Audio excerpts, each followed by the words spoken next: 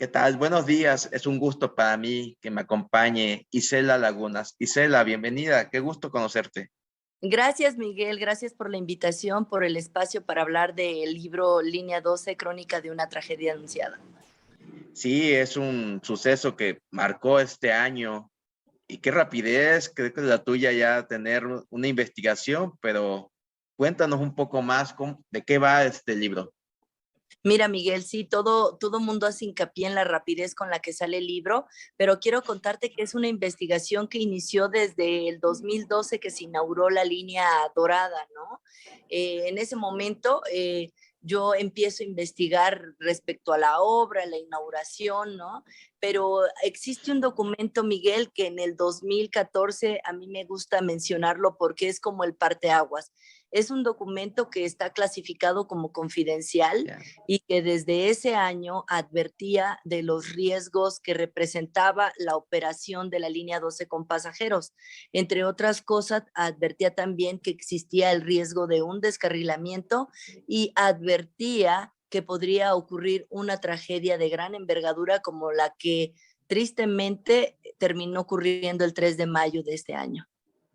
Y yo me imagino que tú dices que empezaste en 2012, cuando empieza en funcionamiento esta línea dorada, pero me imagino que meses antes te llamó la atención el tema de que había un apresuramiento, ¿no? Por comenzar este servicio, porque no estaba planificado, o sea, tenía que salir como a tiempo y obviamente había fallas y las fallas salieron a flote. Sí, sin duda, la obra pues era anunciada y era esperada con muchísima expectativa por el entonces jefe de gobierno Marcelo Ebrard y todo ese equipo. Ciertamente, la línea 12 no nació a partir de que se inaugura, ¿no?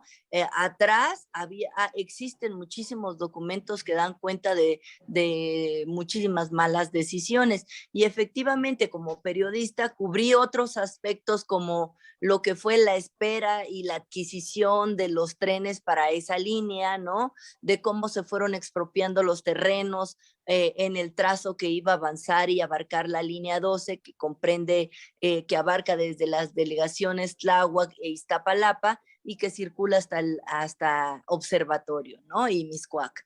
Entonces, efectivamente, sí, años atrás, incluso la propia investigación menciona documentos clave de los años 2008, 2009, ¿no? En pleno sexenio de Ebrard, cuando se hicieron advertencias importantes respecto a lo que años más tarde se exhibió en la línea 12.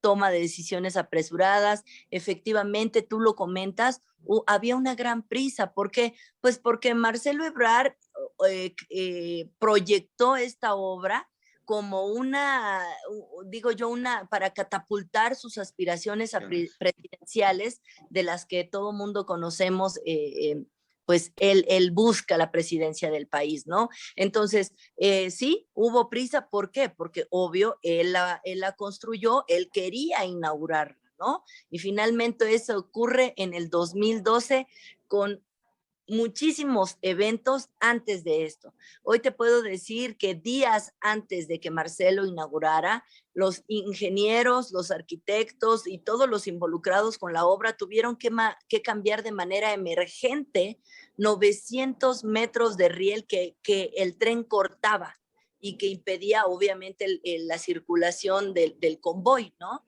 Entonces, como ese, hay otros episodios que se le advirtieron, ¿no? De que algo estaba mal con la línea 12.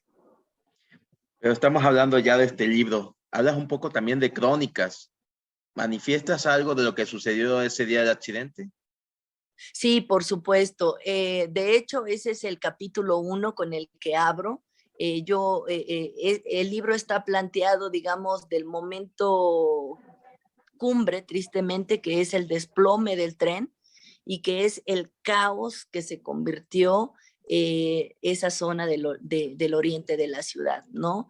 Realmente la caída del tren nos convertimos en noticia mundial, ¿no? El tren de la Ciudad de México se había desplomado y había víctimas atrapadas, ¿no?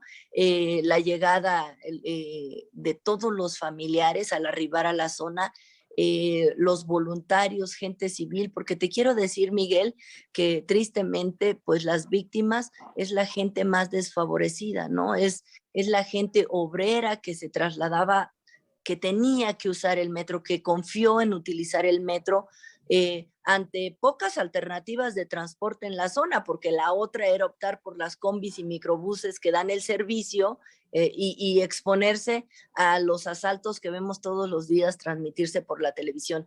Entonces sí, empiezan a llegar, es caótico, la policía de la Ciudad de México, la Guardia Nacional llegan a la zona, circulan la zona y en ese momento los familiares, hablo yo de un viacrucis, empiezan un viacrucis porque no encuentran los nombres de sus allegados en las listas, tampoco los encuentran en los hospitales a donde eran trasladados de emergencia, de los hospitales los mandan al Ministerio Público.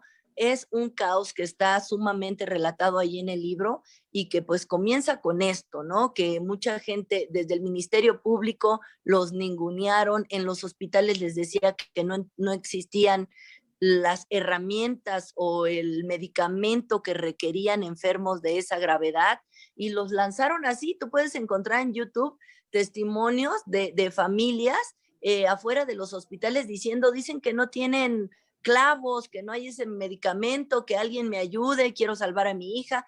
Ese es el caso específico de la señora Bernarda, cuya historia viene planteada ahí en el libro y que pierde a una hija y la otra tiene secuelas para toda la vida.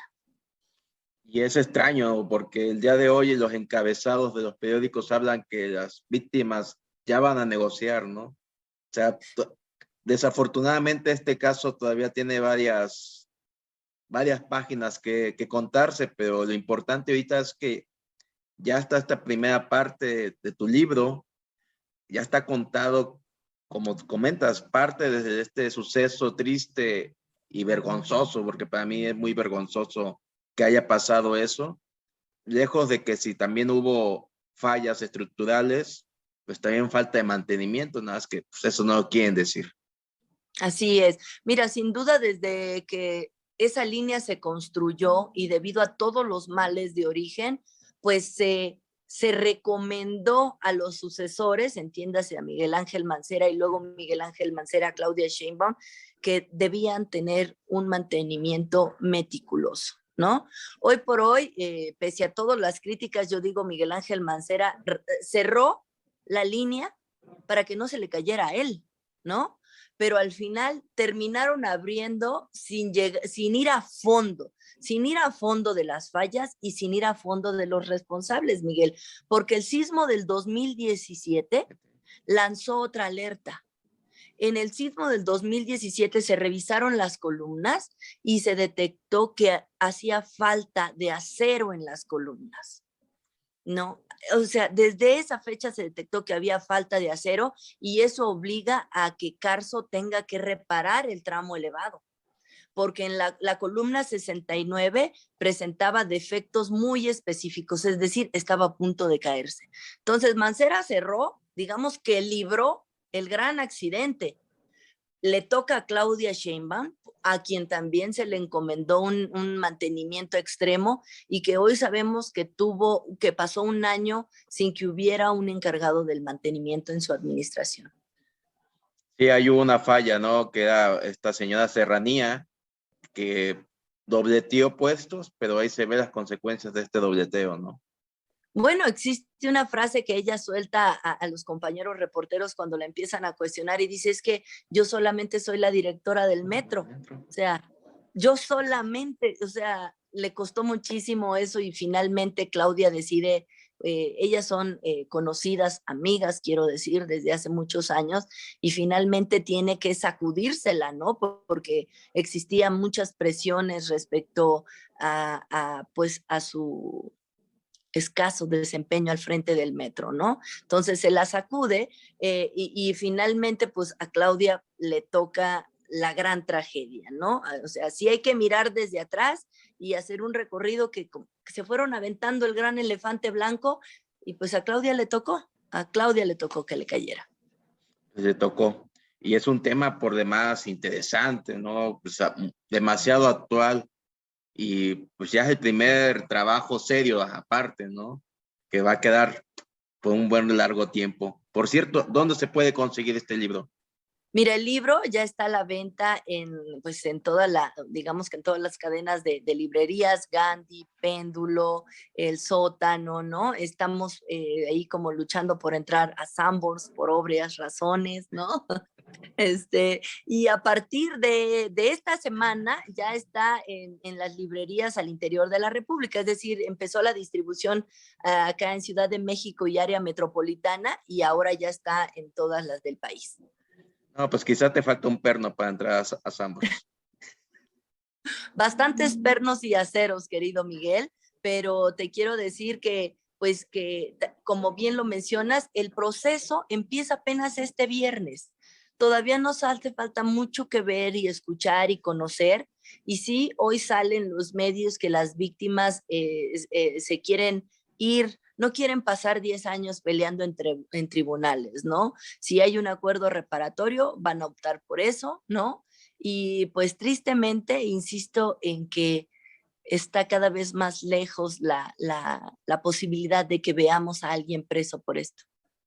Sí, es muy triste, sobre todo, primero, triste el suceso, triste lo que están pasando familiares, lo que pasaron y ahora lo que están pasando y a lo que tienen que llegar, porque como lo dices, son 10, 15 años de juicio y mucho desgaste también. Yo te quiero decir que cuando acudí a entrevistar a varias de estas familias, realmente son familias que se encuentran en el desamparo, ¿no? O sea, que no pueden resistir económicamente hacer un frente, porque desde el hecho de transportarse desde Tláhuac al Ministerio Público, a los reclusorios, a los juzgados, a los hospitales, a ellos les implica tener que dejar de trabajar y el gasto de transportarse, Miguel. Entonces, realmente decimos, uy, o sea, van a aceptar la reparación del daño. Esos núcleos familiares no están para resistir un proceso que apueste al desgaste, ¿no? Realmente ellos les urge retomar su vida, sus trabajos. Hoy te puedo decir que conozco de cerca los testimonios y las historias de las familias y llegan la mamá, el papá, pues cargando a sus enfermos porque muchos todavía no pueden valerse de sí mismos, ¿no? O sea, y obtener un medicamento, a veces se los dan a través de la Comisión de Atención a Víctimas, pero a veces ellos tienen que desembolsar y esperar a que les reembolsen. Entonces, seamos un poco comprensibles en esto. Y digo, insisto, tristemente, pues la reparación del daño probablemente nos aleje cada vez más de la idea de que podamos ver a alguien preso, ¿no? No, y como lo dijiste hace unos minutos, ¿no? Simple hecho de ponerse en sus zapatos. ¿Cómo es transportarse de Tláhuac, por lo menos hasta Tasqueña? Es una combi y los riesgos, un choque, un asalto, casi una hora de camino y no solamente es llegar a Tláhuac. Me imagino que fuiste a sus casas, como estás comentando. Entonces de Tláhuac a lo mejor vas hasta Milpa Alta, posiblemente alguno de los afectados. O sea, y entonces llegas a la zona y todavía tienen que agarrar otro transporte para acercarse a su casa. O sea, no es Claro, claro. sencillo. No, no, no. La línea 12, como yo comento también en el libro, por supuesto que es un transporte que se necesita en esa zona de la ciudad que históricamente había sido relegada de la conexión al centro de la ciudad. Entonces, pues, ay, la llegada de línea 12, como lo describe uno de los usuarios y que yo retomo en el libro, decía, la línea 12 olía limpio, nos permitía transportarnos de manera decente, sin exponernos al asalto, ¿no? Pero finalmente fue a costa de nuestras vidas, ¿no? De las vidas baratas, decía este usuario, que el gobierno pues no quiso atender, no entendió la gravedad del problema y termina cayéndose, desplomándose de manera aparatosa. Es increíble acudir a la zona y ver esa estructura tan grande sobre el asfalto, Miguel, es una cosa impresionante. Bueno, será ya ahora cuestión de leerlo, qué es lo que qué es lo que viste, qué es lo que consultaste, qué es lo que narraste. Será interesante ahora leer el libro. Con mucho gusto, Miguel, con mucho gusto. Yo espero que la verdad que uno de los objetivos es que el libro simbre, ¿no? Y como se los dije a las víctimas, que fue muy difícil convencerlas de hablar, porque para cuando yo toqué su puerta, estaban pasando por un duelo, ¿no? En algunos de los casos, otros eran sobrevivientes que te cuento, en medio del desastre en el que se convirtió su vida, se acercaron muchos pseudoabogados, los hicieron firmar documentos, Miguel, y firmaron y recibieron algunos beneficios a su nombre que las víctimas nunca vieron. Entonces, cuando yo toco a su puerta, pues estaban sumamente desconfiados y con justa razón. Entonces fue decirles, aquí hay un trabajo, fui la primera periodista que advirtió que esto iba a ocurrir, porque ya está en fechas, en documentos, en las publicaciones, no desaparece, Miguel. Entonces fue así que a través de sus defensas, que fue ganarse la confianza y abrir su corazón a que contaran pues la tragedia en primera persona, ¿no? Bueno, te felicito por este gran trabajo, ya está aquí a la luz, ya será cuestión de buscarlo y leerlo sobre todo. Muchas gracias, Miguel. Espero les guste y quedo a sus órdenes. Muchas gracias, Isela, y qué gusto conocerte. Igualmente, Miguel, estamos aquí a las órdenes. Hasta luego, Buen, un abrazo. buen día, hasta luego.